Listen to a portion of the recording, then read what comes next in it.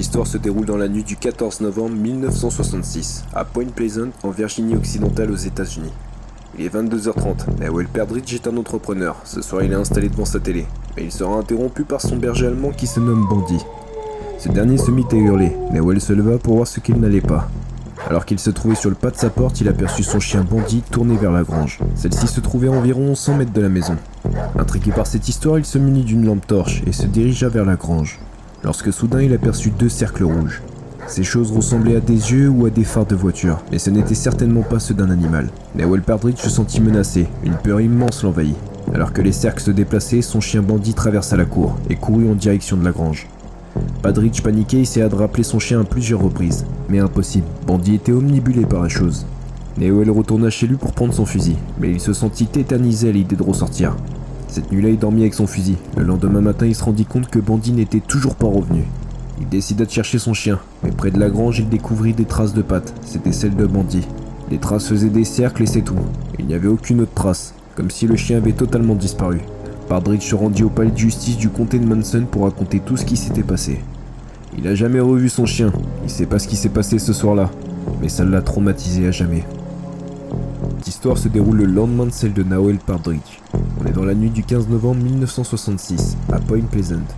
Ce jour-là, deux couples vont faire une rencontre des plus étranges, ce qui va découler à de nombreux témoignages par la suite et à l'un des mystères les plus fascinants. Le premier couple se nomme Roger et Linda Scarberry, et le second Steve et Mary Mallette. Ce soir-là, le groupe décide de faire une balade en voiture. Leur chemin les fait passer à côté d'une zone qui avait servi à la fabrication de TNT durant la Seconde Guerre mondiale. C'est de là que proviendra son nom, la zone TNT. Et ce soir-là, le groupe fut interpellé par le cadavre d'un gros chien près de la zone. Ils continuèrent leur route et un peu plus loin, c'est deux lueurs rouges qui attirent leur attention. Les lumières se situaient près d'un vieux réservoir, proche de la clôture. Roger Scarberry coupe le moteur pour aller voir ça de plus près. En s'approchant, le groupe se rendit compte que les deux lueurs bougeaient. Ces dernières s'approchaient, et plus elles s'approchaient, plus une silhouette se dessinait. C'était une forme humaine, sombre, marchant sur deux jambes, avec des ailes repliées dans le dos. Le groupe apeuré décide de fuir, et la créature les suivit. Roger était au volant du véhicule, il verra la chose à de nombreuses reprises dans les rétros. Celle-ci volait, il était quasiment impossible pour eux de la semer. La créature poussait des cris, elle les suivit jusqu'à l'entrée de la ville. Le groupe de jeunes se rendit au palais de justice du comté de Manson et raconteront leur histoire au shérif adjoint Millard Halstead. Ils décriront l'animal comme quelque chose à forme humaine, d'une taille de 2,10 m à 2,20 m. Elle était d'une couleur grise avec des ailes qui ressemblaient à celles des chauves-souris. Mais ce qui va les choquer, c'est les yeux de la chose. Ils décrivent ça comme des phares arrière d'une voiture. Le lendemain, le shérif adjoint se rendit sur les lieux de l'observation, mais il trouva aucune trace de la créature. Ce jour-là, une conférence de presse aura lieu au palais de justice. Le shérif sera interrogé, il dira « Je connais ces enfants depuis longtemps.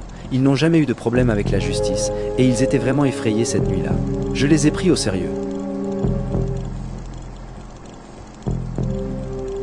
Après la conférence, les premiers articles vont tomber. Ils parlent tous d'une créature ailée. Quelques jours plus tard, un autre journal mettra un nom sur la créature, le nommant le Mothman. Ça sera une référence à la série télévisée Batman qui était en cours de diffusion à ce moment-là. Et après les événements survenus le 15 novembre 1966, un tas d'autres témoignages vont faire leur apparition. Tous décrivent la même créature. Encore une fois, le shérif adjoint Millard Halstead a son mot à dire là-dessus. Tout ça, ce n'est pas du vent.